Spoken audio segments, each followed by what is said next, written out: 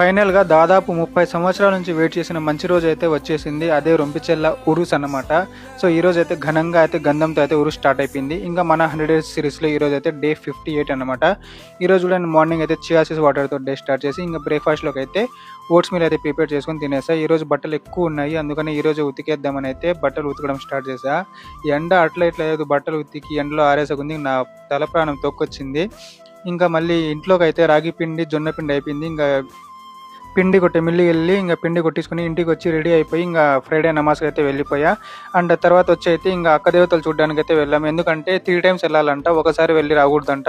ఇంక ఈ వారం కూడా వెళ్ళాము. ఇంక వెళ్ళేసే ముందుకి మాకంటే ముందు ఇద్దరు ముస్లిం అబ్బాయిలు టోపీలేసుకొని వచ్చి అయితే వెళ్తా ఉన్నారు. ఇంక వెళ్ళి చూసే ముందుకి టెంకాయలు అండ్ కొద్ది కడ్డీలు అవన్నీ వేసి వెలిగించి వెళ్ళారు వాళ్ళు. సో, చిన్న పూజలాగా అయితే చేసేసి వెళ్ళారు మేము రాకముందే. అండ్ తర్వాత మళ్ళీ ఇంటికొచ్చి ఇంకా లంచ్ అయితే తినేసి అయితే అట్లా పడుకుందాం అనుకున్నా. ఇంగా వర్షం పడతా ఉంది. నన్ను చాలా పాజిటివ్ వైబ్స్ అన్నమాట ఇది. ఎందుకంటే గంధం జరిగే రోజు ఆ ఊర్లో అయితే కంపల్సరీగా వర్షం పడుతుంది. ఇంగా మా ఊర్లో కూడా గంధం రోజు పడే ఉంది. ఒక పాజిటివ్ వైబ్ లాగా అనిపించింది.